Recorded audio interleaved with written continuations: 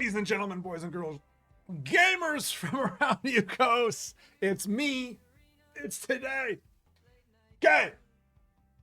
We fresh off another weekend of a battle at the Imporium, known as the Imporium Gauntlet. Every Saturday on Twitch, 1 p.m. Pacific Standard Time or thereabouts. We battle it out with the card of the week in the Emporium. And then if chat can win, I raffle off a golden version of that card. But if I win, I keep it. Yes! So yeah, I'm going to go back and we're going to go over every single card. I'll give you my 2 Satoshi'S on every single one of them because it's my favorite set in the game. But yo, when they rolled this thing out again, it was kind of sloppy and messy and all over the place. I don't have images for some of these cards. All there was like a link to a bot that had like freaking text puke on it in the Discord. And then, you know, it was what it was. And then when we catch up, now they do it in a nice, presentable way. And we'll do that. So for now, I have to go into the freaking launch the game's inventory. So we're going that. There we are. Burning Enlightenment. That's it. Yo, and that's the score from Saturday. Chad got me. 12-8. 12-8. They got me. I was getting a little too cutesy. We had a fresh pool of cards for the League of Dreams. This league that we run. You'll see it in the launcher. If you want in there, yo, reach out. We got a waitlist going. But yeah, I was getting a little too cutesy with my deception card, and they got me. They got me. They got me.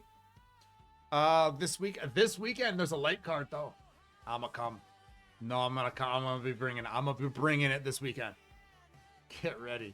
So yeah, let's start. We'll start with the Burning Enlightenment. So 2 mana, legendary, 3 damage to your face. Who cares? All anybody cares about is the 2 spell boost till end of turn.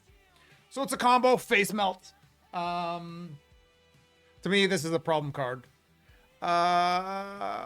Classify it under problem. It's a problem now. It's a problem in the future. What are we, 2026? This is 8 years now that the game's been around, designing spell boosts, designing face spell damage, designing board clear damage. But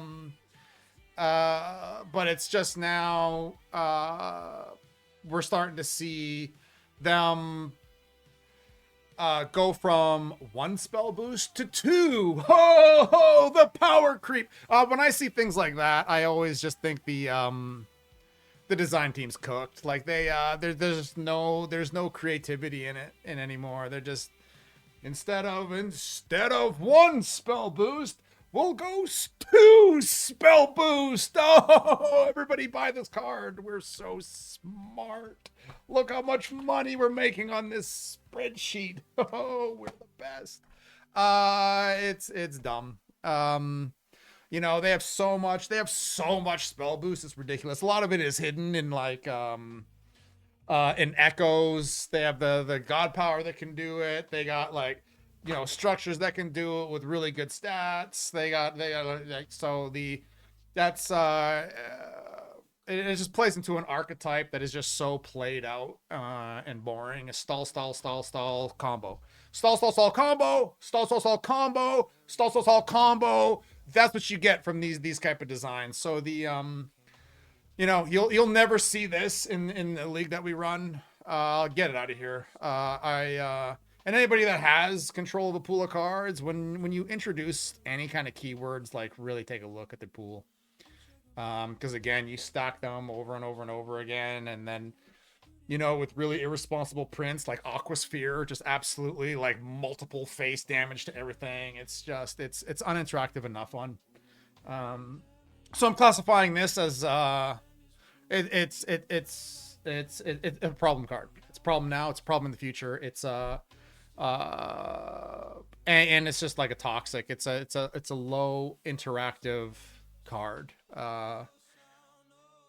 that it's just twice as good as everything else, and with the amount of like shrinkage, the amount of you know, spell shrinkage, the amount of recursion that they got, like the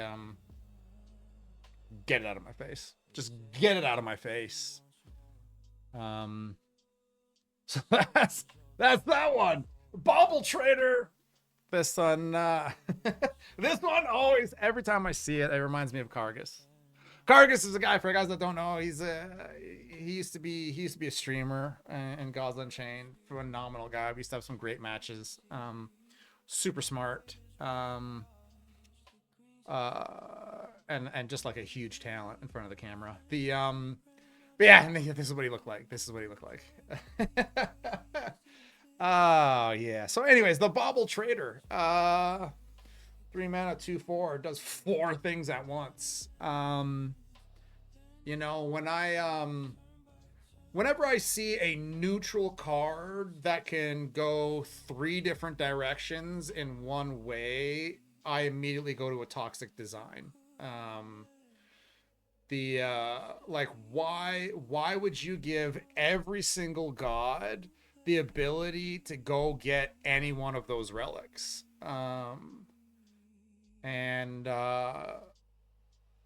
You know, especially when you can like repeat it and stuff. So now you're saying like, yeah, like the deception can bounce this thing and just like forever get the relics and things like that. Then so like in the longer games, something like this could become very, very, very frustrating. But when you get down to it, like each one of those relics, because I fooled around with them a little bit. Like if you start the Twisting Talisman, that's a green card. You know, it's a simple stat manipulation card that always has a use in a game with depth and strategy to it, or a format. The Twisting Talisman shows up in decks that have high skill expressions, and the guys that can do those, they're the best in the game. You know, they don't hide their lack of skill with tempo or combo. They will really come after you with something that is very unique and can get you. So the Twisting Talisman is a green card. The Plague Talisman, this is where you get into like it could be a future problem. You know, it's a persistent repeating face damage burn effect. And those kind of mechanics, they eventually always get abused when that like archetype can get through enough healing, and then so that's where you get this card can become a problem, you know, by giving like that kind of ability to like, you know, nature that can heal as much as they can, could become a problem. And then the last one, the Enraging Talisman, that's a healthy design. It's you know, it encourages board combat, trade, step decisions instead of just, you know, like solitaire gameplay. And it's not unfair in any capacity. And then when it, you know, getting 1 health, like, yeah, whatever, who cares. So yeah, that's it's in the league right now. I'd like to see it get played. Of all the talismans in there, I think the Plague Talisman has the highest probability of being abused and turned into toxic. But that's kind of it. It's legal right now. But you know, it's hard to get guys off the guaranteed easy decks. So yeah, the Cargus. What a guy. Dean of Admissions. So this angry old man. He came out, everybody slept on it. I slept on it. I still sleep on this card. It's got really good stats. 2/5, 3 mana. It's just 3 mana is it's a really awkward spot for this card, you know, with the Fellowship, pull random spell. At 3 mana, you're not gonna have a spell in there already. And then you got to play something else to get it back, and then in the later games, the game should already be decided by then. In the later stages, you don't want to be pulling back some random stuff. You know, Magic's not one that wants to fiddle around with random. They really don't. Nor should they really. It's kind of a weird identity choice, to have it be a random one, and then You know, the fact that they gave it Solace and Wither, so you got to pull it and play it in one turn. And this is something that, like, man, it took the designers and balancers way too long to figure out why these keywords need to be way more popular than they are. Because, man, and so that's another reason it got slept on, is because it's not as powerful as other cards that just don't have Solace and Wither. They didn't see it in the design, they didn't see it in the balance, and it slipped through, and then it just punishes every single player forever. Um, so yeah, this is a sleeper card. Um, doesn't really fit in the what is it, the multicolored mage deck. Um, I don't think I've seen it get played. For a while, it was used just because it has such beefy stats, and Magic has kind of always traditionally had a weak early game until they didn't, until like the Guardian set came, and then they have the crazy early game. And this is kind of, even now this is understated. Like, they have at 2 mana, they have 2/5s. So yeah, that's a Dean. We'll leave them in the sleeper section. Not much of a use. Appeal to power. Light spell. Very simple in its text. You know, it's stat manipulation. That's it rewards you once you've from deck design and board setup. This was first a trick that I think was introduced to light.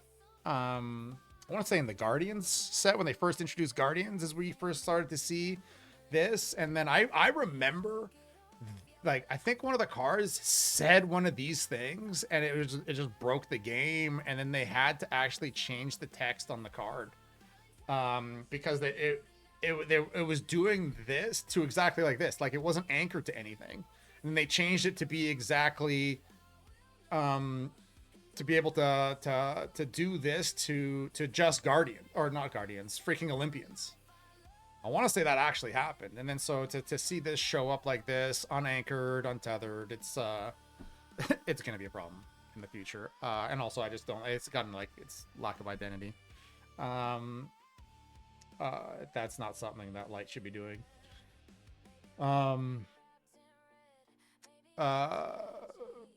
So yeah, that's appeal to power. When we were playing it, it was kind of like the same old kind of toxic gameplay that I remember from those Olympian days. You know, guys would, you know, bring out all these awkwardly statted neutrals and then buff them. Then it gets even worse when you have the ability to hand pick any chosen one in your deck, so it's buffing. Then you get in your hand and throw it out there, and then appeal to power, and then it wasn't a fun card. It wasn't a fun card. So we'll put this is a problem card. It's a problem card. I mean, problem cards are, you know, when you're trying to build something against other problem cards, like, look out for it. There'll be a spot to kind of do it.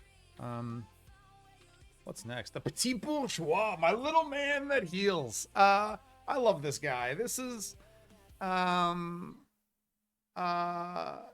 love him, but I'm gonna put him in the dead on arrival category. There's no support for a guy like this. You know, the sustainable heals that forces your opponent to kind of answer them. It's useless in today's Gods Unchained meta. It's just, everything is just drag racing. It's just drag. It's straight line race. There isn't any of that. You know, hidden is a 5 mana or less deck. There's no reason to like heal to get you to the sustain later.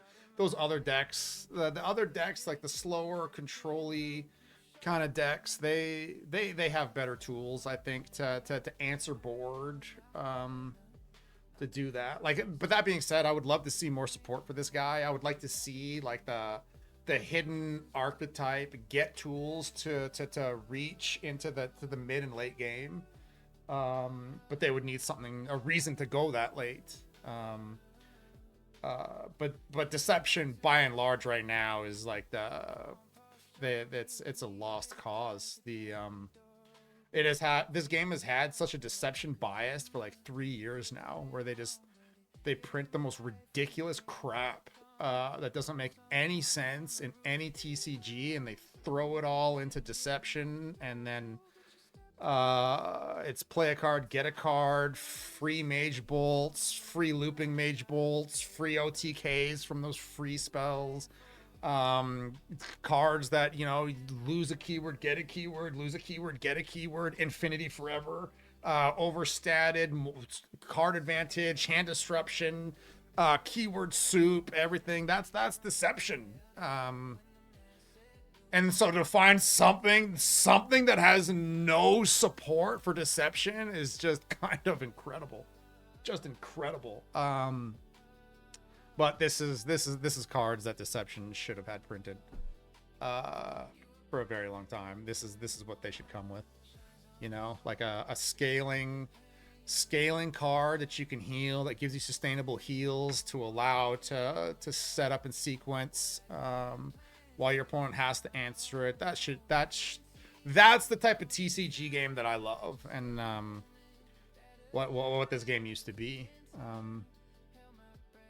So yeah, that's this guy dead. He's dead on arrival. The Strange Bedfellow. So this is a card, again, kind of sleeper. You know, kind of good. 2 mana, super cheap. So you can throw them out as a 2/2. It's not going to cost you anything. They have the ability to pull them back. You know, Nether's Death does with their recursions. They can do a lot of stuff, a lot of tricks with them. The real strength of this card that I've seen is being able to delve it or RNG it from a deck outside of a death deck. So then you already have all these built-in different tribes, and it doesn't take much to get this thing to be a 5/5/6/6 for 2 mana. It's been really good. And the you know, and cards like this with this type of effect, they will always get better as more tribes are introduced to the game. So they're kind of like, the power creep never falls off, unless they do something like all of a sudden print +2/+2 for tribes. Let's hope they don't do that. But that's kind of what it does. And then, so it's kind of, oh no, you know what? This one, the Rediscovered Power. This is the card of the set for me so far. Card of the set. The bringing back Slayer. Which was an entire era of the game. It's the original aggro deck. It's the original aggro tempo. They took it out of the game because so many players were just complaining about it. You know, guys that would just lose to it. They would just lose and complain. So they took it out of the game. Which was, again, a kind of a dark era of the game when the head game designer was just listening to the virgins in balance chat, and took it out. And then so to see it come back, I was like, yes, like, oh man, yes, absolutely, flex on those people. We're bringing it back. Don't care. Get good. And then on top of it, the way that they brought it back, I think, was freaking genius. Okay, they didn't just stock bring it back. They brought it back in a multi-tribe deck. Viking Dragons and Slayer. Fantastic. I love it. Every time in the Imporium, when they drop a Viking or a dragon, I'm putting it into this thing and I'm trying to make it work. This is to me, this is an evergreen card. It will always be around. As long as they're printing Vikings and dragons, this thing will have a home. It's a fantastic archetype. It's a lot of fun. You know, you can play it out at 1 mana and be Smashing Slayer turn 2. It gives you a draw as well. Oh man, but the thing is, it's still developing. It's still a developing archetype. And actually, I haven't tried it in the Eternal format. I came off the Eternal format with the Guardian set. That was the nail in the coffin for me. Oh man, I was willing to play through the never-ending design, the combo designs, but then as soon as you bring like Anyways, I don't want to talk about that. Freaking Guardians. Oh man, but I still think it's really good. They got the Rune Axe. They got the, oh man. I love it. It's the card of the set. I wish I bought diamonds. I really do. I think this card, more than any card in the revival set, when new players come in, they're gonna want this one. They are gonna want this card, and oh man, they're not gonna be able to. Oh man. Anyways, yes, Slayer's back in a multi-tribe. You know, it's again, it's and the way they did it, it's a conditional setup, tribal payoff, deck, it rewards you for your deck building, and it's gonna be evergreen. This is an evergreen card. This is fantastic. Card of the set so far for me. Anyways, guys, if you want to come play me, I'm here on Saturdays. We'll give you a golden version. Somebody out there got a gold version from the Emporium. So yeah, hope to see you on Saturdays. And if we don't, hey, I'll see you when we see you. Take care, guys. We'll talk to you later.